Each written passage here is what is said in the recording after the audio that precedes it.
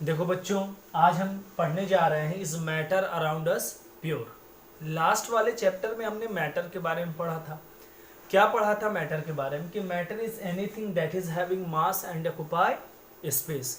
Matter वो है जिसमें मास होता है और जो स्पेस को ऑक्युपाई करता है, उसको हम मैटर बोलते हैं। एग्जाम्पल भी हमने देखा था कि जैसे ये मार्कर है, ये मैटर है। क्यों? क्योंकि ये दो कंडीशन को फॉलो करता है। क्या है वो कंडीशन? पहला है कि इसमें मास है, दूसरा क्या है कि ये स्पेस को ऑक्युपाई करता है। तो हमने क्या सीखा कि matter is anything that is having mass and occupy space. अब देखो, जो मैटर था पिछले वाले चैप्टर में हमने उसको फिजिकली डिवाइड किया था, सॉलिड, लिक्विड और गैस में, फिजिकल बेसिस पे। क्या? Solid, liquid, gas. और दो था जो हम कभी डिटेल में नहीं पढ़ना है, प्लाज्मा और बोर्स आइंस्टीन कंडेंसेट। इस वाले चैप्टर के अंदर हमको मैटर को केमिकली डिवाइड करना on the basis of composition. Composition का मतलब क्या होता है? कॉम्पोजिशन का मतलब होता है किससे मिलकर वो बना है। जैसे आप दवा लेने जाते हो तो आप देखोगे पीछे कॉम्पोजिशन लिखा रहता है, ठीक? या चाय आप बना रहे हो तो आप पूछ सकते हो कि इसका कॉम्पोजिशन क्या है, इसका कंपोनेंट्स क्या है, इसके इंग्रेडिएंट्स क्या है। इन सब का मतलब होता है किससे मिलकर वो बना है। जैसे मान लो चाय, तो चाय किससे मिलकर बना है? तो हम बोल देंगे चीनी है, चाय की पत्ती है, पानी है, दूध है, ये चाय इससे मिलकर बनी है। तो इसमें हम केमिकल कॉम्पोजिशन के बेसिस पे मैटर को पढ़ेंगे, ठीक? अब देखो, मैटर को हम बेसिकली दो में बांटते हैं। क्या? मेजरली प्योर सब्सटेंस और इम्प्योर सब्सटेंस। इसी को मिक्सचर भी बोलते हैं, प्योर सब्सटेंस और इम्प्योर सब्सटेंस। बात करते हैं बेटा प्योर सब्सटेंस की। तो प्योर सब्सटेंस नॉर्मल बोलचाल की भाषा में प्योर किसको कहते हैं? जैसे दूध आया मेरे सामने, ठीक, उसमें हमने चीनी डाल दिया, दूध को पी लिया हमने, तो हमारे लिए वो प्योर है ना? प्योर। केमिस्ट्री उसको प्योर नहीं मानता है, साइंस उसको प्योर नहीं मानता। हमारे लिए तो प्योर शुद्ध ही दूध तो हम पीते हैं, लेकिन हमारे लिए वो प्योर नहीं। घी है, हमारे लिए प्योर है, साइंस उसको प्योर नहीं मानता। तो साइंस किसको प्योर मानता है भाई? केमिस्ट्री किसको प्योर मानता है? तो केमिस्ट्री उसको प्योर मानता है जो कि made up of only one kinds of particle, जो एक प्रकार के, एक काइंड के पार्टिकल से मिलकर बना हो, तो उसको साइंस प्योर मानता है। एग्जाम्पल से समझाता हूं। सपोज करो हमारे पास जिंक है, ठीक? और अच्छा एग्जाम्पल ले लो। सपोज करो हमारे पास गोल्ड है, ये गोल्ड का सिंबल होता है AU। हमने गोल्ड का एक टुकड़ा लिया, ठीक? अब इसमें जितने गोल्ड के मॉलिक्यूल्स होंगे सारे गोल्ड ही के होंगे ना। तो हम क्या बोलेंगे कि एक टाइप के एटम या सब्सटेंस या मॉलिक्यूल से मिलकर बना है, तो इसको हम बोलेंगे गोल्ड जो है वो प्योर सब्सटेंस है। दूसरा एग्जांपल ले लेते हैं हम। जैसे मान लो हमने ले लिया सिल्वर का Ag। अब सिल्वर जो है, जैसे मान लो तुमने 5 ग्राम की सिल्वर की एक शीट ले ली, तो इसमें जितने सिल्वर के एटम हो, मॉलिक्यूल्स बोलो, सब्सटेंस बोलो, सब क्या होंगे? एक प्रकार के होंगे, सेम काइंड के होंगे। तो जो substance same kind of substance से मिलकर बना होता है, सेम काइंड ऑफ एटम से मिलकर बना होता है, उसको हम कहते हैं प्योर सब्सटेंस। अब देखो, एक कंफ्यूजन है। वाटर जो है और कार्बन डाइऑक्साइड है, ये तो सेम टाइप के सब्सटेंस से मिलकर वो, इसमें तो हाइड्रोजन और ऑक्सीजन दोनों है, तब इसको कहेंगे, कैसे कहेंगे कि ये प्योर सब्सटेंस है? देखो, जैसे मान लो वाटर है, ठीक? वाटर है, तो वाटर के अंदर कौन कौन से दो एलिमेंट है? हाइड्रोजन और ऑक्सीजन। अब हाइड्रोजन और ऑक्सीजन है, तो जहां भी मान लो हमने 10 ml वाटर लिया है और 10 ml वाटर के अंदर 1000 वाटर के मॉलिक्यूल्स है, तो हम क्या बोल रहे हैं कि जितने भी 1000 मॉलिक्यूल होंगे सब सेम होंगे ना। डेफिनेशन देखो, ये हाइड्रोजन और ऑक्सीजन से मिलकर तो जरूर बना है, लेकिन ये सारे एटम, सारे सब्सटेंस वाटर के सेम है, तो इसको प्योर सब्सटेंस बोलेंगे। Carbon dioxide no doubt carbon और ऑक्सीजन से मिलकर बना है, लेकिन सारे सेम होंगे। अगर हम किसी कंटेनर के अंदर गैस ले लेते हैं, सपोज ये कंटेनर है, इसके अंदर कार्बन डाइऑक्साइड ले लेते हैं, तो जितने भी कार्बन डाइऑक्साइड के मॉलिक्यूल्स होंगे वो सारे क्या होंगे? सेम होंगे। तो अगर same kind of atom present होगा तो हम उसको प्योर सब्सटेंस बोलेंगे। अब इसका कॉम्पोजिशन क्या है? हाइड्रोजन और ऑक्सीजन है, लेकिन सारे वाटर के मॉलिक्यूल क्या है? सेम है ना। इसका कॉम्पोजिशन क्या है, कार्बन और ऑक्सीजन है, लेकिन सारे मॉलिक्यूल कार्बन डाइऑक्साइड के सेम है ना, तो अगर सेम होगा बेटा तो कहेंगे प्योर सब्सटेंस। अब अगर कोई सब्सटेंस एक से ज्यादा, मतलब एक से ज्यादा पार्टिकल से मिलकर बना हो तो उसको हम कहेंगे इम्प्योर सब्सटेंस। अब देखो जैसे वाटर में सिर्फ वाटर के मॉलिक्यूल थे, अब हम क्या करेंगे कि वाटर ले लेंगे और वाटर के साथ सैंड ले लेंगे, बालू ले लेंगे, तो अब ये दो तरह के सब्सटेंस हो गए, दो तरह के सब्सटेंस हो गए ना, तो अब इसको इम्प्योर सब्सटेंस बोलेंगे। तो जो एक तरह के, एक प्रकार के, एक तरह के सब्सटेंस से मिलकर बना होगा वो प्योर, जो एक से ज्यादा तरह से होगा वो इम्प्योर। सैंड वाटर ले लो, सैंड मतलब बालू, वाटर का मतलब पानी, टी है, टी भी क्या है, इम्प्योर है, हम तो प्योर मानते हैं उसको, पी लेते हैं चाय, ये नहीं कहते कि मम्मी हम नहीं पिएंगे, अशुद्ध है। क्यों? क्योंकि according to us tea is a pure, but according to chemistry tea is not pure. Why it is so? Because it is made up of two और मोर पार्टिकल्स। तो जो सेम टाइप ऑफ पार्टिकल से बनेंगे उसको हम pure बोलेंगे, और जो सेम टाइप ऑफ पार्टिकल से नहीं बनेंगे उसको इम्प्योर बोलेंगे। बात समझ में आई आपको? अब देखो, अब प्योर सब्सटेंस को हम फर्दर क्लासिफाई करते हैं एलिमेंट और कंपाउंड में। तो एलिमेंट कह सकते हो कि मैटर का स्मॉलेस्ट यूनिट होता है। Element is a smallest unit of matter which can not further divide. बात समझ में आ रही है कि नहीं? जैसे मान लो हमने एग्जांपल लिया जिंक का, जिंक, ठीक। अब जिंक जो है, तो अगर हम जिंक ले लेते तो जिंक, अगर मान लो हमने जिंक का एक टुकड़ा लिया, तो जो भी जिंक है इसको अब फर्दर और छोटे टुकड़ों में तोड़ नहीं सकते। मतलब क्या है, जिंक जो है कैन नॉट ब्रेक फर्दर। क्या लिखा है? Can not break further. चाहे वो जिंक हो, चाहे वो कॉपर हो, या हम एग्जांपल ले ले फ्लोरीन का ले सकते हैं। तो एलिमेंट जो होता है वो स्मॉलेस्ट, स्मॉलेस्ट कहने से मतलब है सिंपलेस्ट क्या होता है, यूनिट होता है मैटर का, ठीक। अब इसमें और भी डिटेल में पढ़ना है कि स्मॉलेस्ट एटम है, मॉलिक्यूल, उसके बारे में हम नेक्स्ट चैप्टर में पढ़ेंगे। फिलहाल ये समझो कि एलिमेंट इज द स्मॉलेस्ट या सिंपलेस्ट यूनिट ऑफ मैटर। जैसे मान लो हमने ले लिया एग्जांपल किसका, पोटेशियम का ले लिया, तो पोटेशियम क्या है, एक एलिमेंट है। पीरियोडिक टेबल में आपने देखा होगा एलिमेंट्स को अरेंज किया गया है, ठीक। हमने ले लिया हाइड्रोजन, ये क्या है, एलिमेंट है। तो एलिमेंट क्या होता है, सिंपलेस्ट फॉर्म होता है, मैटर का सिंपलेस्ट फॉर्म होता है। कौन से बेसिस पे?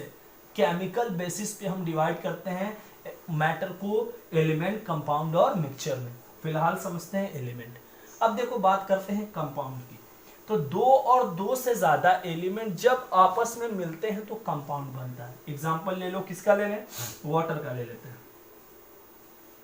ये एक एलिमेंट है, ये एक एलिमेंट है, तो दो या दो से ज्यादा, तो फिलहाल दो ही है, दो एलिमेंट के मिलने से क्या बनता है, कंपाउंड। कंडीशन क्या है, व्हेन टू और मोर element combined in a fix ratio, fix ratio, तो उसको क्या कहते हैं, कंपाउंड कहते हैं।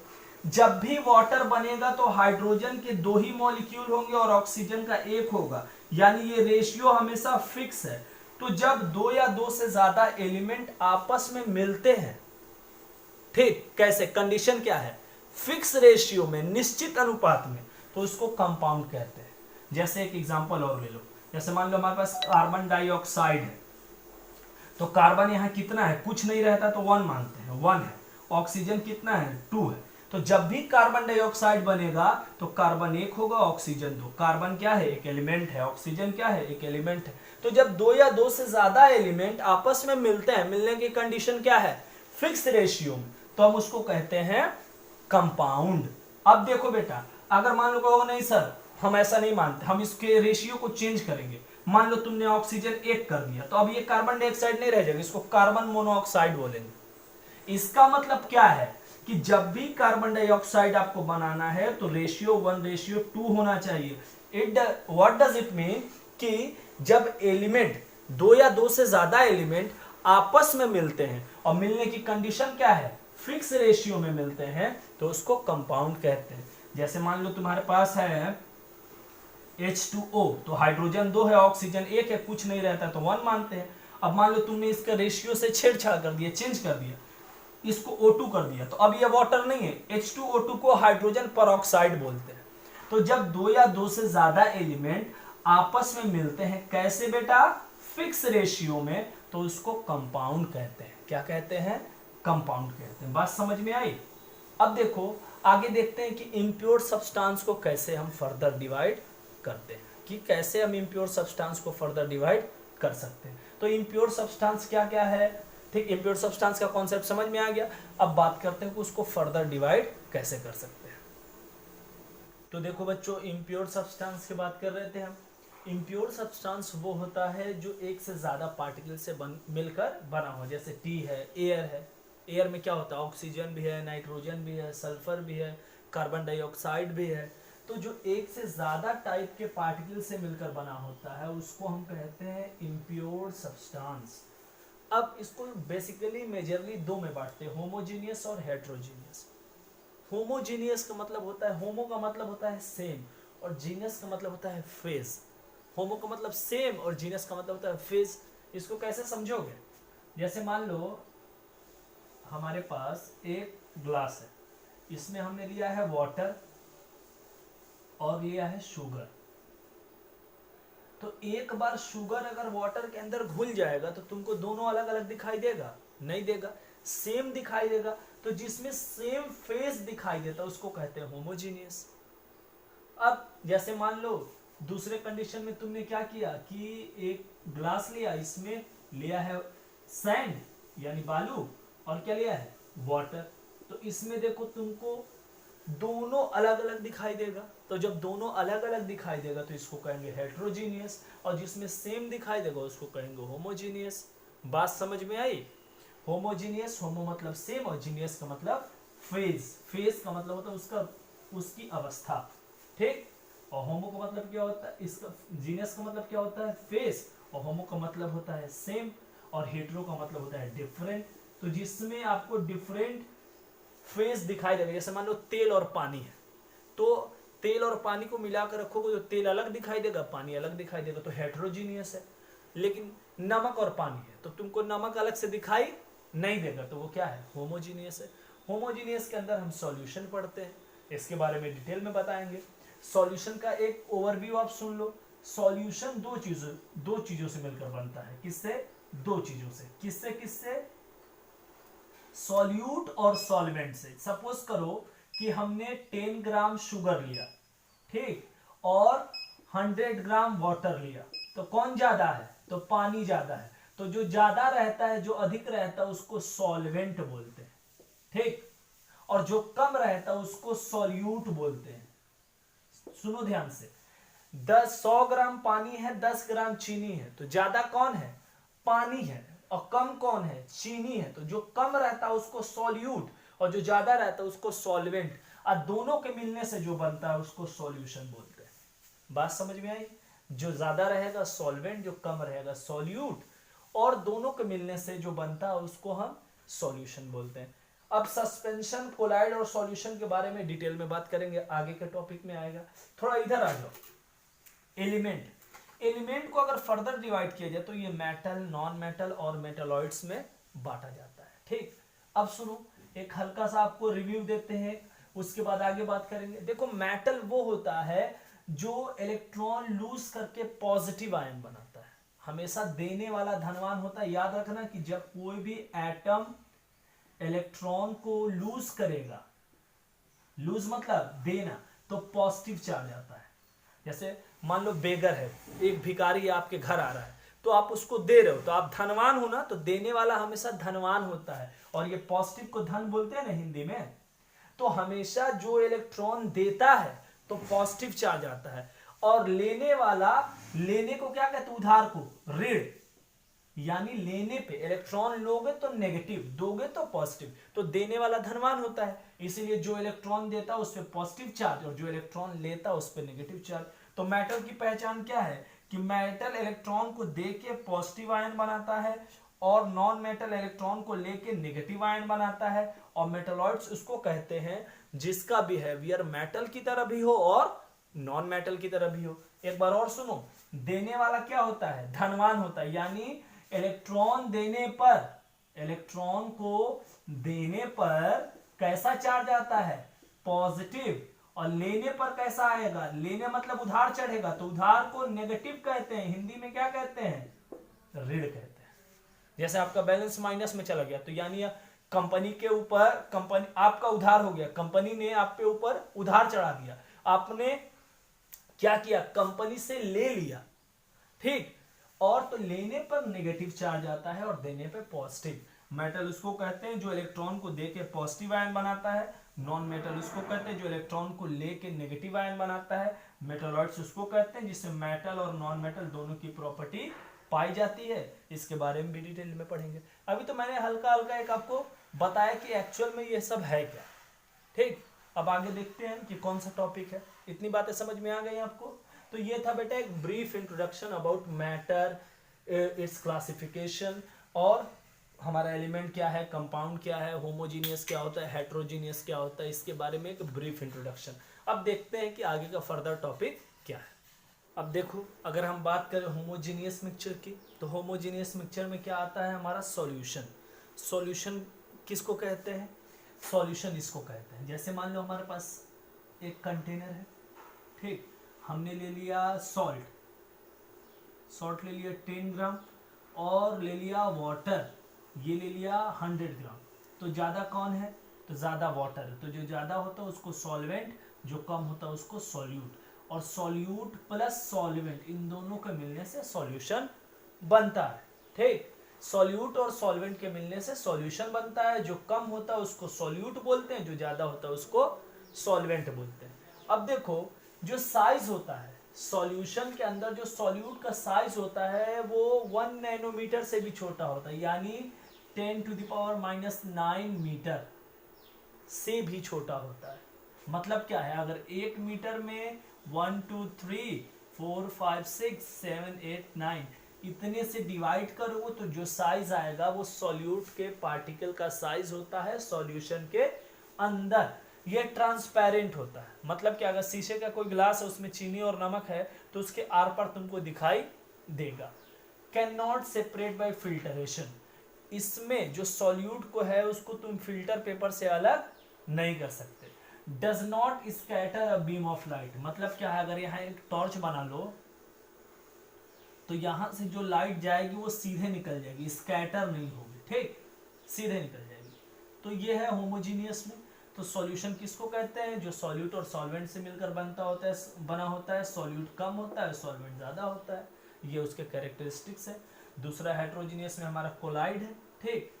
अब जैसे हमारे इसमें सॉल्यूट और सॉल्वेंट था ना, इसमें डिस्पर्स फेज और डिस्पर्सन मीडियम है। जैसे सॉल्यूट है उसी तरह डिस्पर्स फेज है, जैसे सॉल्वेंट है उसी तरह डिस्पर्जन मीडियम है, ठीक।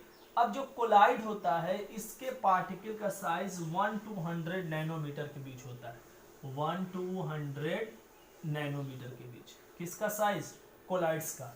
ये भी ट्रांसपेरेंट होता है, इसको भी हम फिल्टर पेपर से अलग नहीं कर सकते। स्कैटर है बीम ऑफ लाइट, लेकिन ये जो है वो बीम ऑफ लाइट को क्या करता है, स्कैटर कर देता है। जैसे मान लो यहाँ पे कोलाइडल सॉल्यूशन है, मान लो मिल्क है, तो यहाँ से जो बीम ऑफ लाइट जाएगी वो स्कैटर हो जाएगी, फैल जाएगी। जैसे बीम ऑफ लाइट सीधे जा रही है ना, फैल जाएगी, तो इसको कहते हैं स्कैटरिंग बीम ऑफ लाइट। और इस इफेक्ट को बोलते हैं टिंडल इफेक्ट, इसको डिटेल में बताएंगे। इस इफेक्ट को बोलते हैं Tyndall effect. Scattering the beam of light is called Tyndall effect. अब देखो, तो ये समझ में आ गया, इसमें पार्टिकल्स का साइज 1 नैनोमीटर से छोटा होता है, इसमें 1 to 100 नैनोमीटर के बीच होता है। ये भी ट्रांसपेरेंट होता है, ये भी ट्रांसपेरेंट होता है। इसमें भी आप फिल्टर से सेपरेट नहीं कर सकते, इसमें भी नहीं कर सकते। ये बीम ऑफ लाइट को स्कैटर कर देता है और इस इफेक्ट को क्या कहते हैं, टिंडल इफेक्ट, लेकिन ये नहीं कर पाता, ठीक। उसके बाद इसका एग्जांपल क्या है, मिल्क है। तो ये डेफिनेशन की बात हो गई। कोलाइडल सॉल्यूशन का एक और कॉन्सेप्ट मैं आपको बता रहा हूँ, ऐसा सॉल्यूशन जो देखने में होमोजीनियस हो और एक्चुअल में हेट्रोजीनियस हो। जैसे दूध देखने में एक तरह का दिखाई देता है, कोई उसमें फेज अलग अलग नहीं दिखाई देता, लेकिन जब दूध फट जाता है, खराब हो जाता है, तो पानी अलग हो जाता है और दूध नीचे बैठ जाता है, येलो पानी ऊपर आ जाता है। तो जो देखने में होमोजीनियस हो और एक्चुअल में हेट्रोजीनियस हो, उसको भी हम कोलाइड्स बोल सकते हैं या कोलाइडल सॉल्यूशन। अब वो नहीं याद रहता तो ये याद रखो। ठीक, अगला है सस्पेंशन। तो सस्पेंशन में सस्पेंडेड पार्टिकल जो जिसको मिला रहे हैं और जिसमें मिला रहे हैं उसको मीडियम बोलते हैं। ठीक, अब इसमें पार्टिकल का साइज 100 नैनोमीटर से ज्यादा होता है। ये ओपेक होता है, ओपेक जिसके आर पर नहीं दिखाई, जैसे ये बोर्ड है, ये दीवार है, ये दीवार है, इसके आर पार दिखाई नहीं दे रहा, उसको ओपेक कहते हैं। पार्टिकल कैन बी सेपरेटेड, इसको हम फिल्टर पेपर से अलग कर सकते हैं। स्कैटर बीम ऑफ लाइट, और ये भी बीम ऑफ लाइट को क्या करता है, स्कैटर कर देता है। और बीम ऑफ लाइट को स्कैटर करने के फेनोमेना को, प्रोसेस को हम क्या बोलते हैं, टिंडल इफेक्ट। ठीक, एक बार रिकैप मार लेते हैं। सॉल्यूशन में सॉल्वेंट होता है, सॉल्यूट होता है। सॉल्वेंट वो होता है जो ज्यादा होता है, सॉल्यूट वो होता है जो कम होता है। या जिसमें मिलाते हैं उसको सॉल्वेंट कहते हैं, जिसको मिलाते हैं उसको सॉल्यूट कहते हैं। जैसे मान लो शरबत बनाना है तो चीनी को किस में मिलाओगे, तो पानी में मिलाएंगे। तो जिसमें मिलाते हैं उसको सॉल्वेंट, किसको मिलाओगे, चीनी को मिलाओगे, और जिसको मिलाते हैं उसको सॉल्यूट। ये उसके कैरेक्टरिस्टिक्स है। उसी तरह कोलाइड्स में जिसको मिलाते हैं उसको डिस्पर्स फेज, जिसमें मिलाते हैं उसको डिस्पर्जन मीडियम। सस्पेंशन में जिसको मिलाते हैं उसको सस्पेंडेड पार्टिकल, जिसमें मिलाते हैं उसको मीडियम। तो ये सारी चीजें हैं। ठीक, ये ओपेक का मतलब आप जान गए, जिसके आर पर दिखाई नहीं देता।